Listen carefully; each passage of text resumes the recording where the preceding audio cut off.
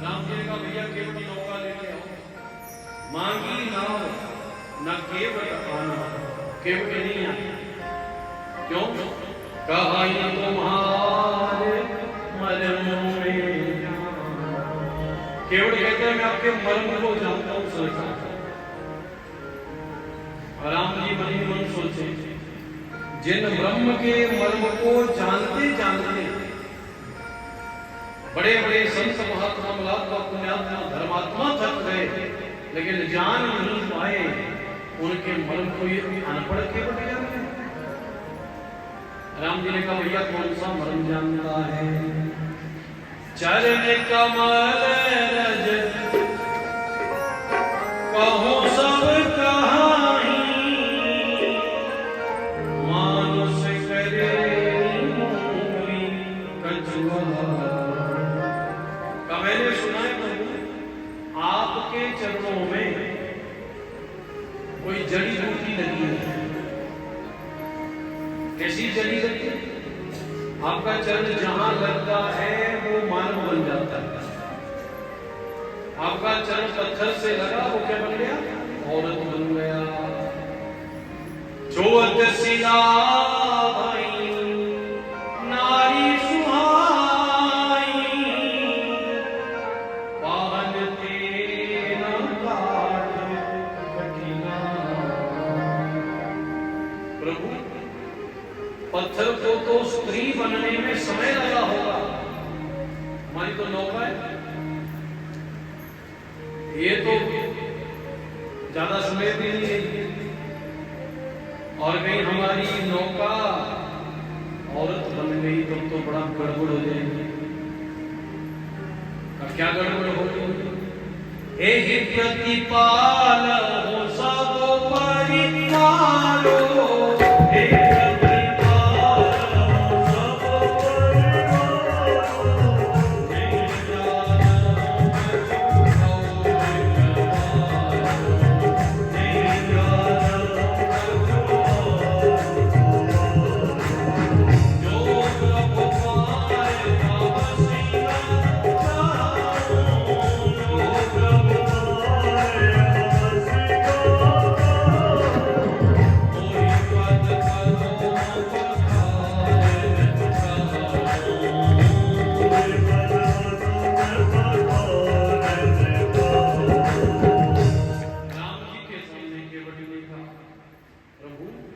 इसी से सारे परिवार को पालता हूं, और मेरी नौका बन गई एक औरत स्त्री,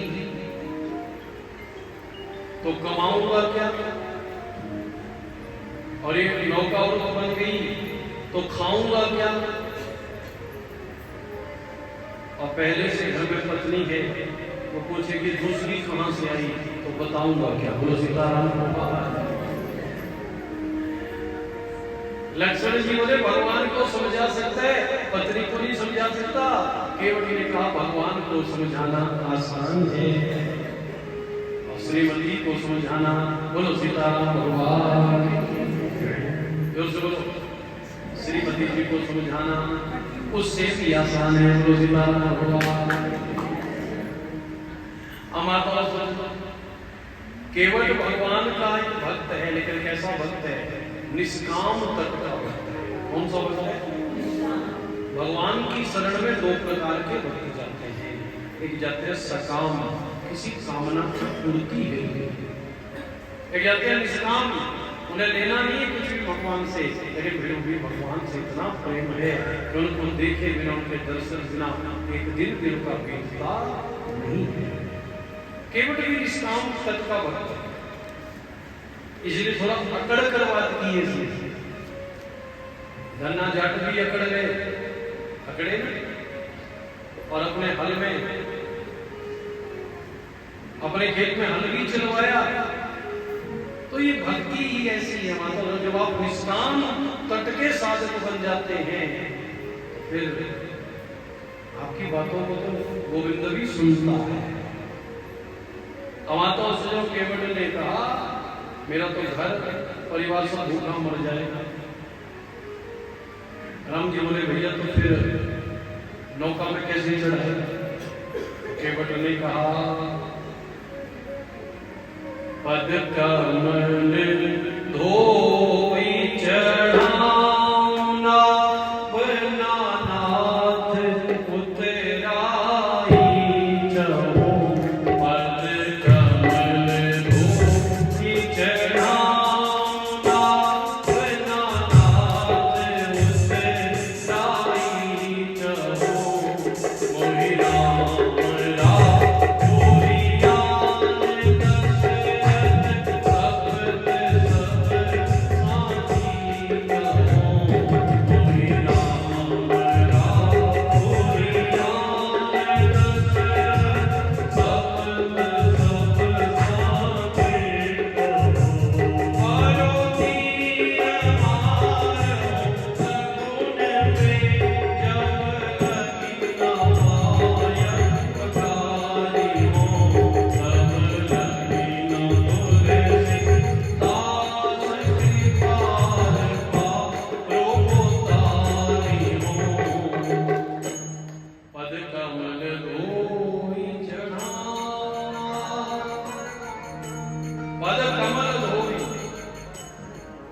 चरण धोऊंगा और जिस पात्र में धोऊंगा वो वैसे के वैसे रह गए देन वेलकम।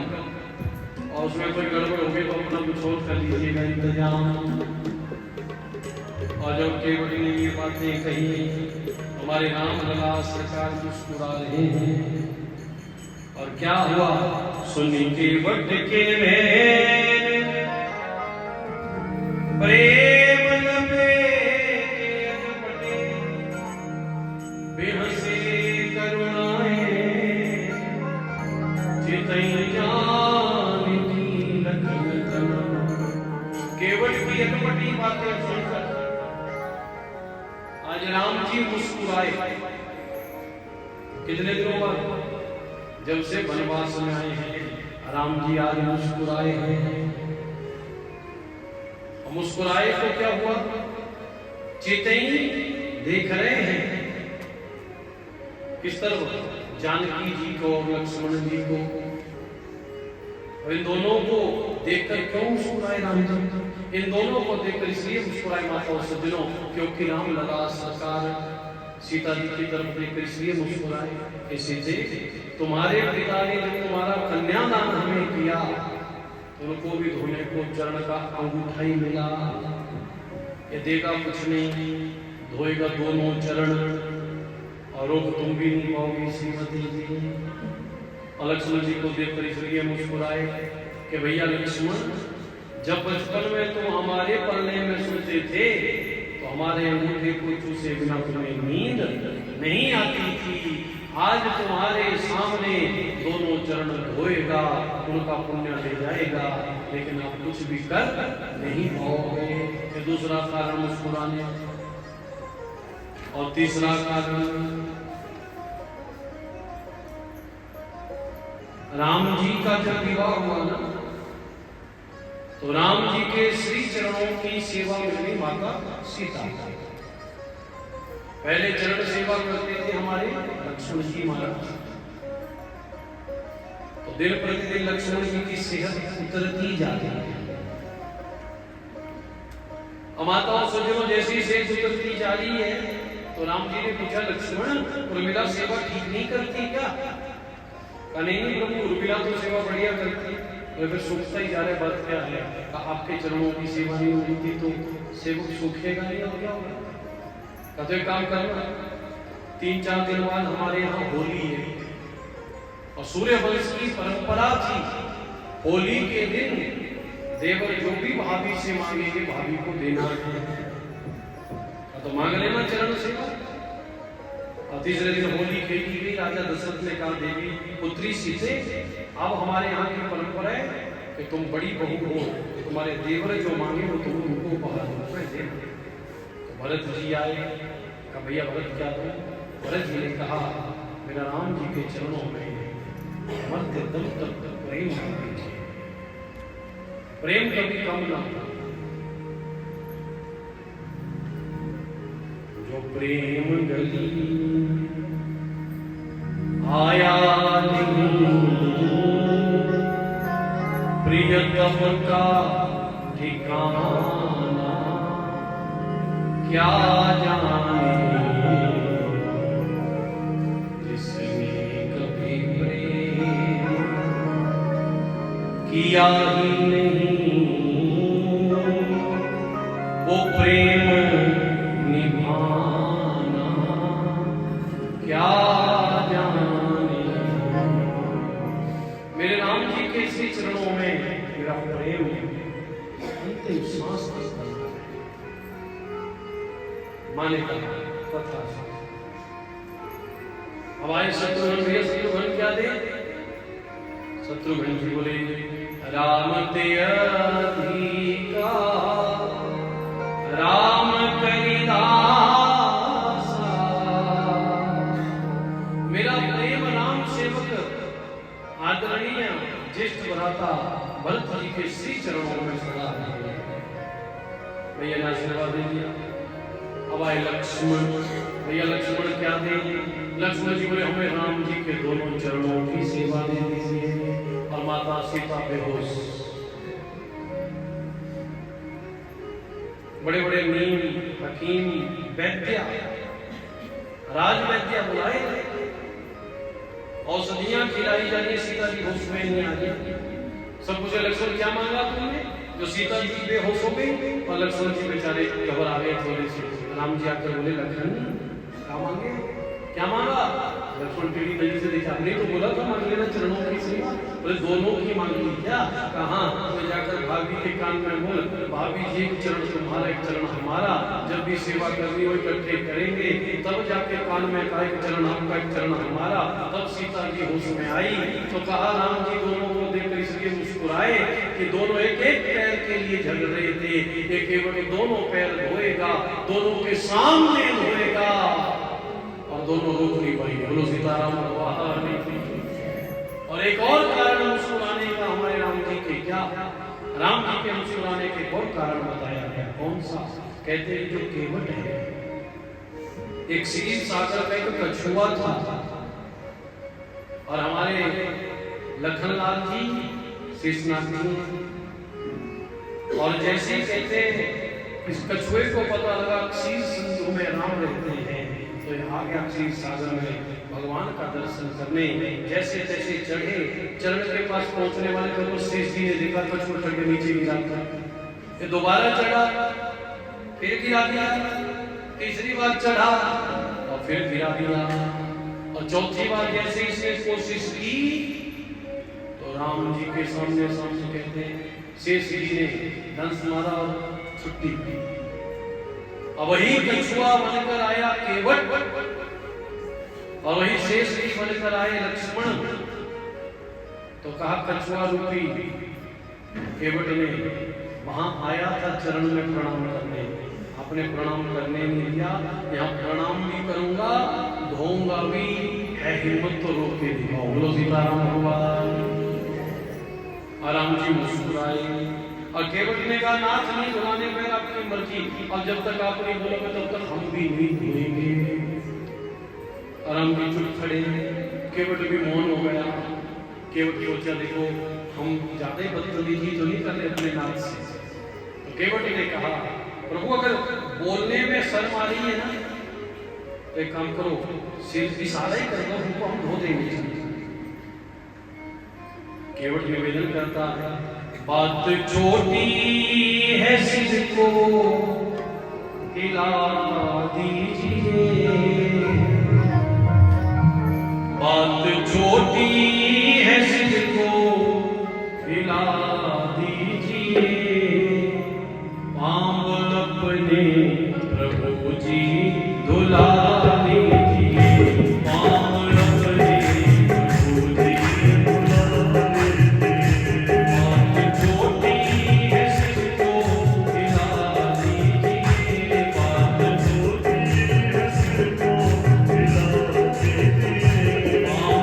Thank you.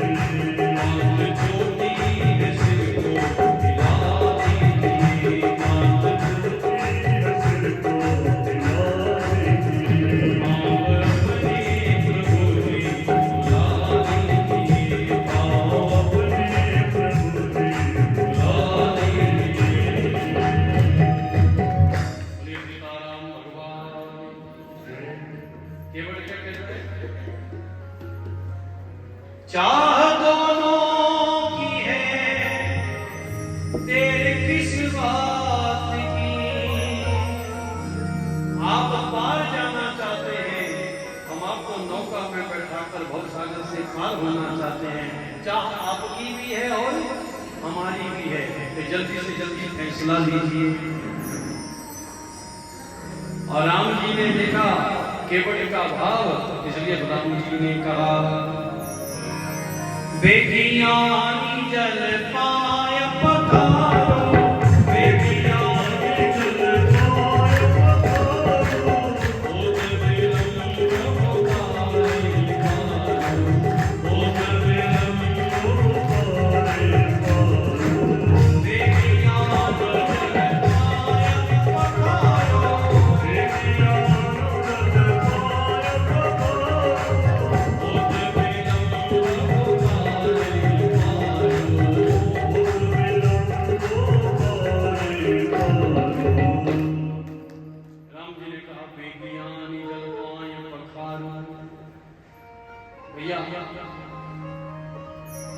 जल्दी धोलो चल, क्योंकि तुम्हारा रोजगार भी ना छीने, तो धोलो चल। केवट बोले सरकार एक समस्या है। क्या? अनपढ़ जरूर हूं, लेकिन इतना जानता हूं कि शुभ कर्म करना तो पत्नी से ही करना चाहिए। श्रीमती तो घर में, थोड़ा इंतजार करना पड़ेगा। तो यहाँ लखन लाल जी बोले भैया बड़ा ही कम बुद्धि वाला लग रहा है। राम जी बोले भैया तुम बुद्धिमान हो, लेकिन कभी कभी ऐसे भी मिलते हैं, निपटना पड़ता है। और भैया लक्ष्मण आप शांति रहे तो बहुत अच्छा, क्योंकि हर जगह क्रोध से बात बनने वाली नहीं है। हमारे दोस्त राम जी में जाओ ले आओ, घर गया और जाकर अपनी पत्नी से कहा सच कहती थी। राम जी प्रस्तुत है चरण धुलाने के लिए देवी जी, और पत्नी की आंखों में आंसू आ गए।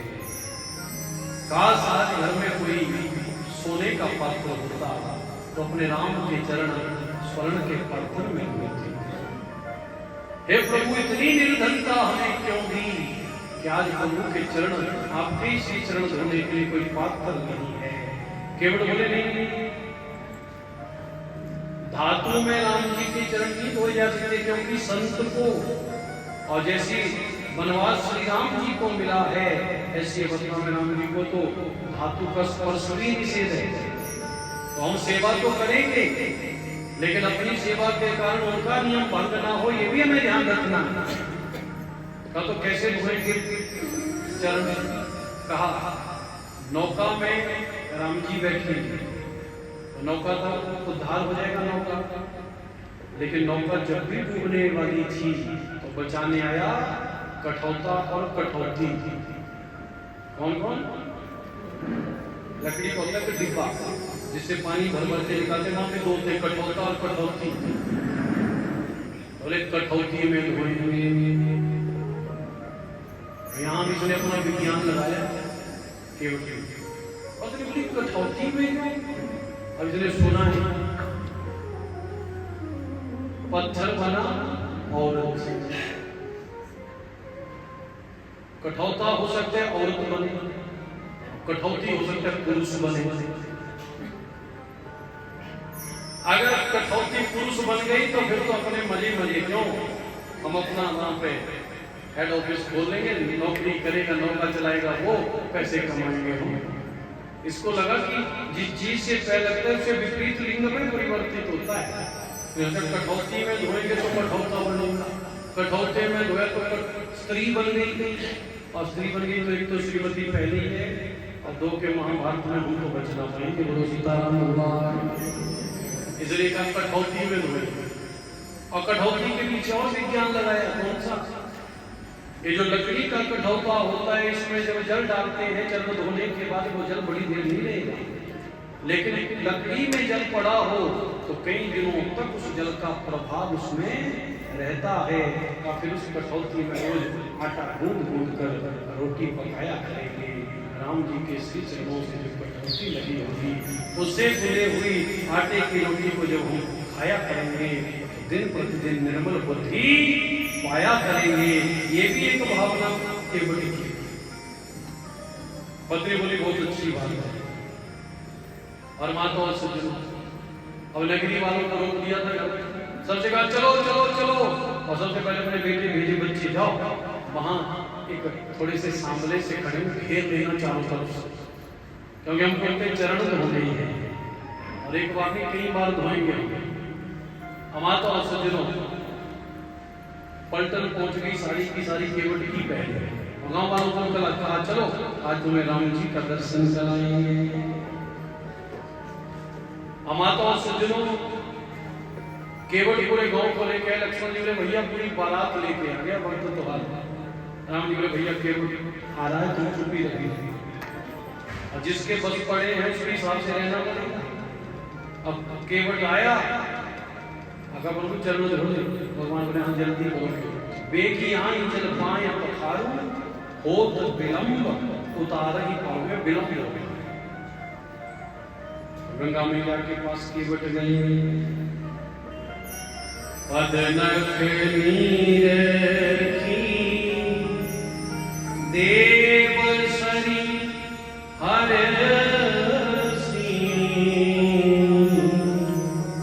सुनि प्रभु वचन मोहमती करसी। गंगा मैया से कहा हे मां, अपना थोड़ा सा जिक्र है, क्योंकि आज हमें श्री राम जी के चरण धोने हैं, तो आज गंगा माता भी मुस्कुराई। क्यों? क्योंकि जिन चरणों से गंगा प्रकट भई है, आज गंगा को उन्हीं चरणों को धोने का सौभाग्य मिल रहा है। बोले गंगा मैया की। और गंगा जी से प्रणाम किया, केवट नाम जाय सो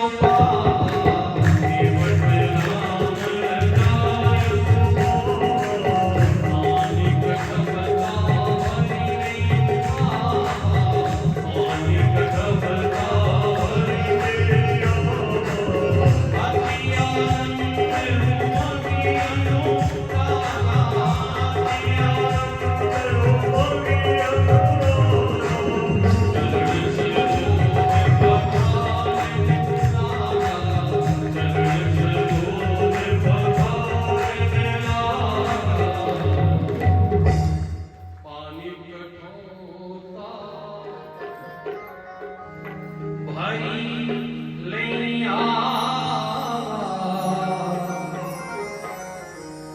पानी का कठौता भर के लाया केवट और लगे राम जी के चरण धोने। ध्यान दीजिएगा, चरण धोने तो राम जी खड़े थे, बैठने के लिए कोई जगह है नहीं, तो खड़े खड़े खड़े पैर धोने उनकी घुटनों के बल बैठ गए और एक चरण रखवा लिया नौ कठौती में और धोने लगा बड़ी मस्ती में। अब किसी के चरण धोने पर बैठा दो तो जैसे मर्जी तुम चरण हिलाते रहो, कोई समझे खड़े खड़े आदमी उसके चरण आप धोए और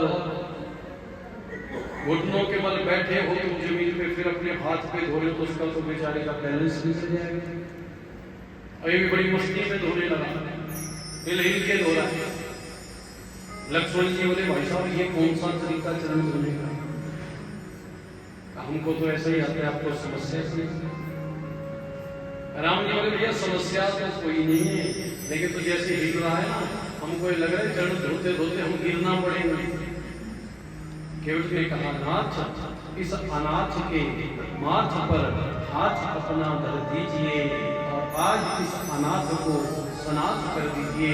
सरकार इतना ही डर लग रहा है तो काम कीजिए, अपने दोनों हाथ से मेरे सिर को पकड़ लो, मेरे सिर पर रख बनवारी अपने ये दोनों हाथ, देना है तो दीजिए जन्म जन्म का साथ, देना है तो दीजिए जन्म जन्म का साथ। मेरे सिर पर रख बनवारी, मेरे सिर पर रख बनवारी अपने ये दोनों हाथ, देना है तो दीजिए जन्म जन्म का साथ, देना है तो दीजिए जन्म जन्म का साथ। मेरे सिर पर रख दीजिए।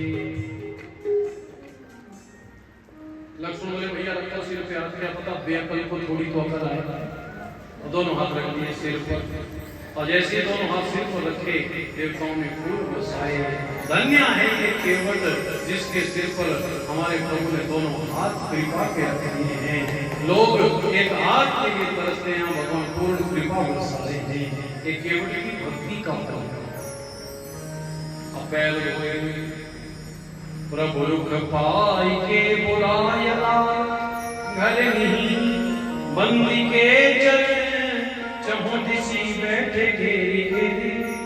छोटो सो कठौता भरियानी पानी गंगा जो को धोय पानी पियत पुनीत बारी फेरी फेरी।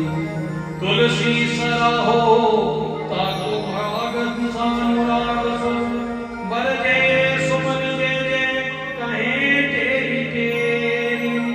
विविध स्नेह ज्ञानी वासी यानी सुनी हसे राघो जानकी लखन तन हेरी। और चरण धोए। राम जी बोले भैया शंका मिट गई, कहाँ बनो मिट गई, सबको चरणामृत बांटा। बोले एक बार फिर दूर वालों राम जी बोले अब क्या समस्या है? बोले चरणामृत पूरा नहीं हुआ, फिर धोए फिर बांटा। बोले राम जी एक बार फिर। राम जी बोले चरणामृत तो हो गया लेकिन कुछ मन में मनसा है, चरण धोए और चरणों पर जो जल बचा सबको चरणामृत बांटा जितने लोग खड़े थे। और वहां पर सीता जी लक्ष्मण से बोले लक्ष्मण चल हम भी चरणामृत ले लेते। लक्ष्मण बोले मैं नहीं मांगूंगा। सीता जी बोली तेरी नाक बच्ची कहाँ है? बड़े भाई ने नौका मांगी, फटाफट चलो। लाइन में बीच में घुसने लगे। केवट बोले भैया लक्ष्मण पार्सनैलिटी नहीं चलेगी, पीछे नंबर दे आओ। पूरे लाइन में लगा दिया, सबको चरणामृत बांटा और गंगा जी के जल से चरण धोए, जल बचाओ का नाथ। एक बात बताइए, आप पढ़े लिखे हो? राम जी बोले क्यों पढ़ो, तो नहीं बैठा था? कहीं नहीं, सच बताना पढ़े लिखे हो? राम जी बोले हाँ पढ़े लिखे तो। वेद मंत्र जानते हो? कहाँ वेद मंत्र जानते? का मोक्ष के मंत्र। राम जी कहते जानते हैं, लेकिन हम जाति से क्षत्रिय हैं, वर्ण से, वर्ण से क्षत्रिय हैं, तो निज नित्य नियम के लिए जितना गुरु का आदेश है उतने तो मंत्र पढ़ सकते हैं, लेकिन किसी से पूजा करवाने के लिए तो ब्राह्मण का ही चेंज करना पड़ेगा। केवट हाथ जोड़ के कहते हैं, प्रभु तुम नीच जाति के केवट हैं, कोई हमारे घर नहीं आता है तर्पण कराने, पिंडदान कराने, और मेरे पूर्वज आज भी नहीं पड़े हैं गंगा के तट पर, तो आप मोक्ष के मंत्र पढ़िएगा और मैं आपके चरण के चरणामृत से उनका तर्पण करूंगा। लक्ष्मण जी से राम जी बोले, लक्ष्मण सुनो कर मंत्र। लक्ष्मण बोले मैं नहीं बोलूंगा। राम जी बोले नहीं बोलेगा तो पता नहीं कितने दिन धोएगा चरण। ये जल्दी और दोनों भाइयों ने वेद मंत्र पढ़े, तर्पण के मंत्र और करवाया तर्पण। पद पखारी जल पान करी आप सहित परिवार, विविध पार करि प्रभु उदित ज्ञान लेवा, सियावर रामचंद्र प्रभु करो कल्याण सिधारा। पद पखारी जल पान, अब चरणों को धोया, और चरण धोने के बाद माता और सज्जनों केवट श्री राम जी ने कहा कोई शंका तो नहीं बची? केवट बोले नहीं सरकार, कोई शंका नहीं। का तो पार चले आई, अब बैठाया नौका में और नौका चलाने लगे और कहने लगे, मेरी बेड़ी में लक्ष्मण राम गंगा मैया धीरे चलो, मेरी बेड़ी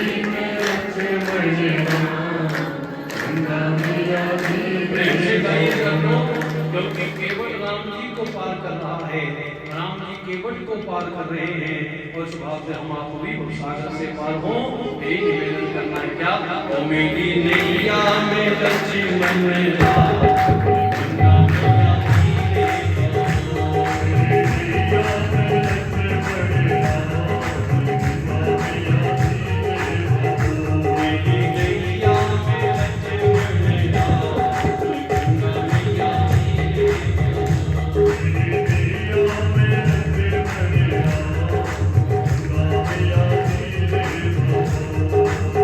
कौन की दैया कौन की गंगा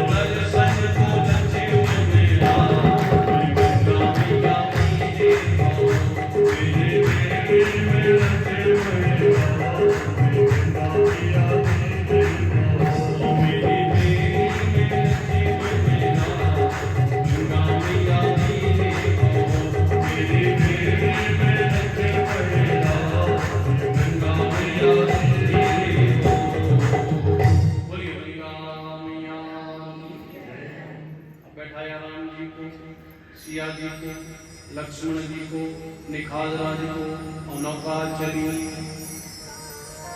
और जैसी नौका पहली बार पहुंचने वाली थी, केवट ने फिर नाव घुमा दी,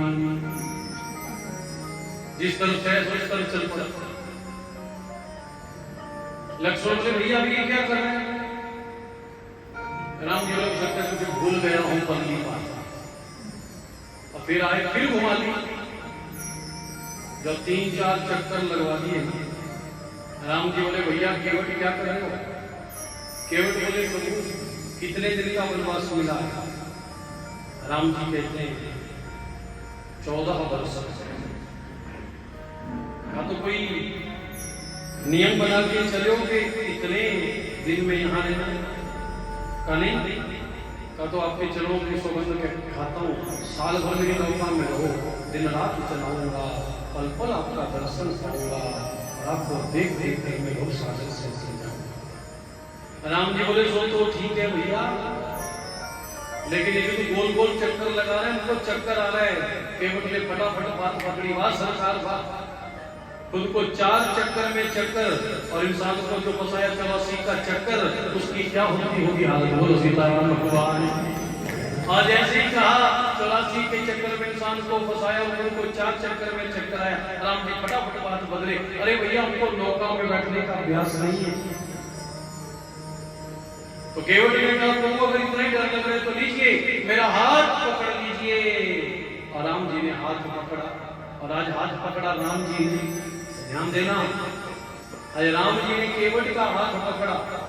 अगर साधारण दृष्टि से देखा जाए तो नाविक के हाथ में सवारी ने अपनी जिम्मेवारी सौंपी है, लेकिन अगर भाव की दृष्टि से देखा जाए तो आज केवट ने कहा प्रभु आज के बाद अब सौंप दिया इस जीवन का सब भार तुम्हारे हाथों में है, जीत तुम्हारे हाथों में और हार तुम्हारे। केवट ने हाथ पकड़ा राम जी का और क्या कहा प्रभु आपने मेरा हाथ थाम लिया, मैं गिरूंगा तो आप भी गिरोगे, ध्यान रखना। अब मेरे हाथ को थामे रखना सरकार, अब मुझे संसार में भटकाना है। और देवताओं ने फिर फूल बरसाए, धन्य है केवट की भक्ति, मैंने सिर पर हाथ रख दिए, चरण धोने का पुण्य पा लिया, और राम जी ने हाथ भी थाम लिया, और तेरी जिम्मेवारी मेरी। ध्यान देना, हम भी अपने जीवन में प्रभु के पास जाएं तो केवट की तरह जाए या अर्जुन की तरह जाए। अर्जुन गया ना सेना मांगने, अब राम कृष्ण ने कहा मैं नहीं लड़ूंगा। दोनों तरफ रिश्तेदारी है, पांडव भी रिश्तेदार और कौरव भी रिश्तेदार। मैं किस तरफ से? कृष्ण बोले मैं नहीं लड़ूंगा, एक तरफ मैं रहूंगा लड़ूंगा नहीं, एक तरफ मेरी नारायणी सेना। और जब मांगने के लिए पहुंचे थे तो पहले पहुंचा दुर्योधन, भी पहुंचे अर्जुन, लेकिन अर्जुन बैठे चरणों में, दुर्योधन बैठा सिर के पास। माता और सज्जनों, वहां पर श्री कृष्ण भगवान उठे तो अर्जुन को पहले देखा, सोए थे तो अर्जुन से पूछा अर्जुन मांग, तो दुर्योधन बोले पहले मैं आया। भगवान ने अच्छा तो मेरा निर्णय है, एक तरफ मैं एक तरफ मेरी सेना, मैं लड़ूंगा नहीं। तो दुर्योधन का नहीं मन सोचे तो हम क्या करेंगे, बात खिलाएंगे बैठा के, रोटियां तोड़ने के लिए थोड़ी चाहिए कोई गरीब, हमें अगर मौका मिले तो हम सेना मान लेते हैं। तो कन्हैया ने पूछा बोलो अर्जुन के चीज, कहा आप लड़ो ना लड़ो, हम आपके पास नहीं। कहा तो भैया दुर्योधन सेना तुम्हारी नहीं। दुर्योधन बड़ा प्रसन्न हुआ, कहा कोई तुम्हारे मन में ऐसा वहम तो नहीं कि हम पहले का नहीं। दुर्योधन नारायणी सेना लेकर चल दिया, और उधर अर्जुन से परिहास में कृष्ण बोल पड़े, हार निश्चित है अब हर पल रहेगा उदास। माखन दुर्योधन ले गया, अब छाछ बची तेरे पास। तो अर्जुन मुस्कुराते हुए कहता है, हार नहीं हो सकती मेरी, ना रहूंगा कभी उदास। माखन का मैं क्या करूं, जब माखन चोर मेरे पास। अरे माखन का क्या करूं जब माखन चोर ही मेरा है। और अर्जुन ने कहा मैं मांगने नहीं आया हूं, तो अपना हाथ सामने आया, चलाओ आप चलूंगा मैं, बताओ आप करूंगा मैं, बोलना आप पालन में करेंगे। जब हम अपने जीवन की व्यवस्था को भगवान के श्री चरणों में समर्पित कर देते हैं तो हम चिंता मुक्त हो जाते हैं और सारी चिंता भगवान की होती है। बोलिए सीताराम भगवान। और केवट ने भी वही किया, राम जी का हाथ थाम लिया, अब पहुंचे किनारे आकर। और देखो सबसे बड़ी गजब बात, केवट तेरी दंडवत कीना, केवट तेरी दंडवत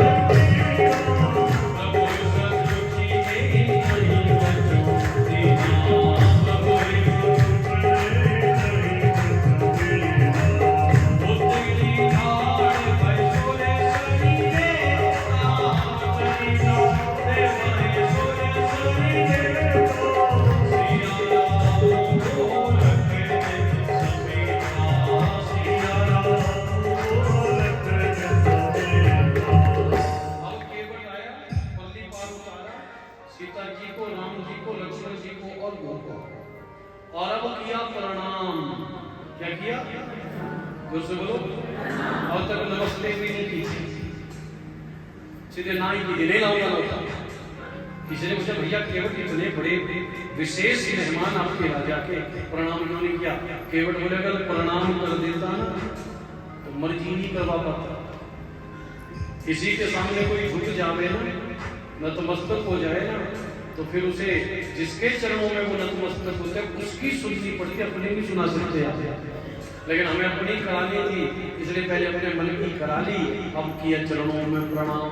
केवट तेरी दंडवत कीना, प्रभु ही सब किए ही नहीं कछु हीना।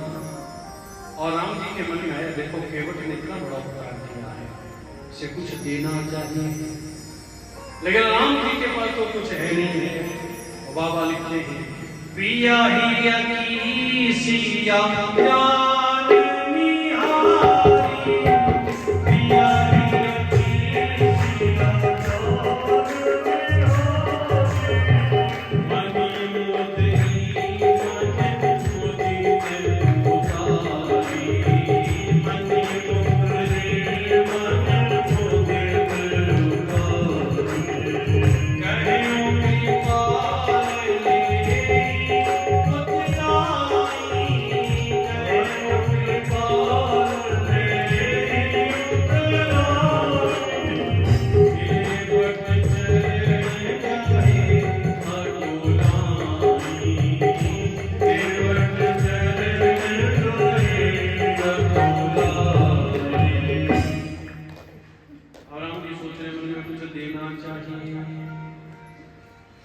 लेकिन कुछ है नहीं। और यहाँ बड़ी सुंदर बात लिखी है बाबा, क्या? पिया ही की सिया जान ली, अपने पति की बात को माता सीता ने समझ लिया। मन मुदरी मन मुदित उतार, माने अपनी मुद्री का, अपनी अंगूठी उतार के दोनों दे, ध्यान देना। आज कोई कुछ चीज पति पत्नी भी ले रहे हो, क्या बोलते हैं, मेरे माइक के सही से हाथ मत लगाना। अब अपनी वाली में जो मर्जी छाट छाट, लेकिन पत्नी कैसी हो, प्रिया ही की पत्नी पति का रिश्ता होता है कैसा, बिना बोले वो समझ जाते हैं। पहले बोलना पड़ता था श्रीमती को हर बात को, क्या जोर से बोलो, जोर से बोलो, इशारे से समझ जाते थे बात को कि नहीं। और अब बोलो सीताराम भगवान, और अच्छे हो गए, बोलो सीताराम भगवान। अब तो इशारे की भी जरूरत नहीं पड़ती। माता और सज्जनों, पति पत्नी एक दूसरे के ही अपने चित्त को समझने वाले होने चाहिए। सीता माता समझ गई मेरे नाथ कुछ देना चाहते हैं, राम जी ने मुद्रिका राम जी को दे दीजिए, दे दीजिए सरकार। कहे कृपा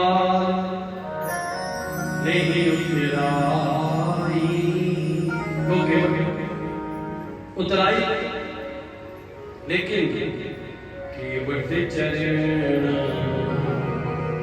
कहे, चरणों को पकड़ कर केवट अकुला गया, रो पड़ा, मुझे उतराई नहीं चाहिए। माना के निर्धन हूं,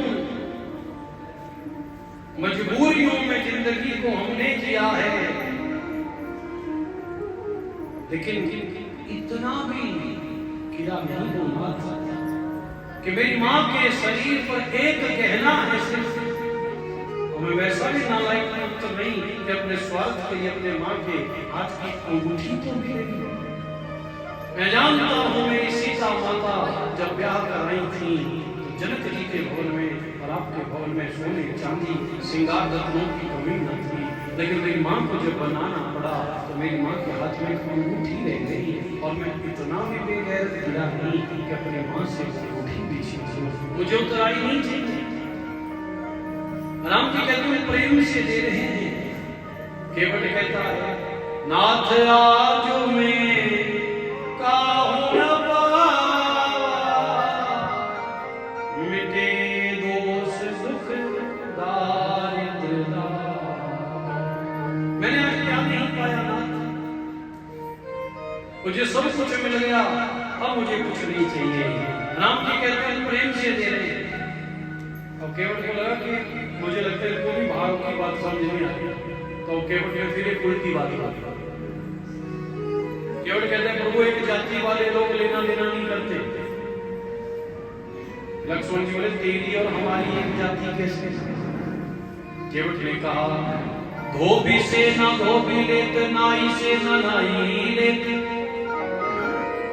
देकर मयूरियां प्रभु जाति को ना बिगाड़िए।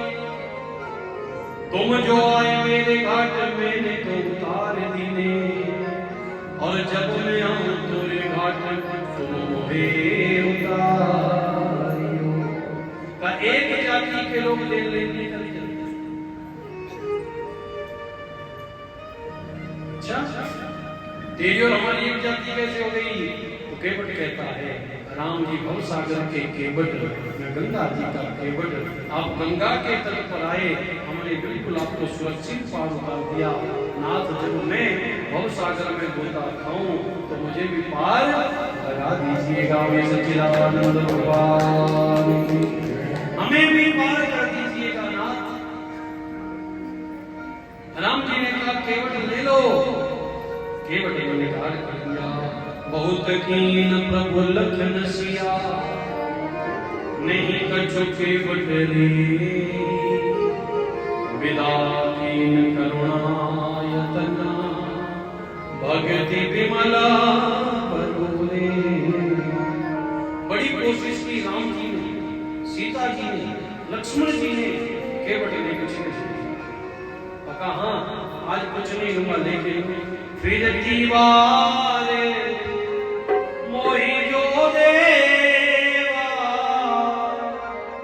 सो बहार में सिर धरि देवा। कहा आज तो कुछ नहीं हुआ प्रभु, लेकिन हाँ जब लौटते हुए आओगे 14 साल के बाद जो दोगे दोनों हाथ जोड़ के ले लूंगा। आज केवट ने भगवान को बांध दिया। इस बात पर ऐसा नहीं है कि राम जी बल को गए तो जाते जाते तो मेरे, लेकिन लौटते समय हमें याद नहीं ना क्या फिर दीवार वो ही जो दीवार, लौटते समय जो दोगे वो स्वीकार कर लूंगा। बांध लिया केवट ने वचन में। राम जी बड़े प्रसन्न होके कहते हैं केवट जब विमल भक्ति देता है और गंगा जी में स्नान करके आगे बढ़े, केवट वहीं बैठा रहा, बहुत देर तक रोता रहा।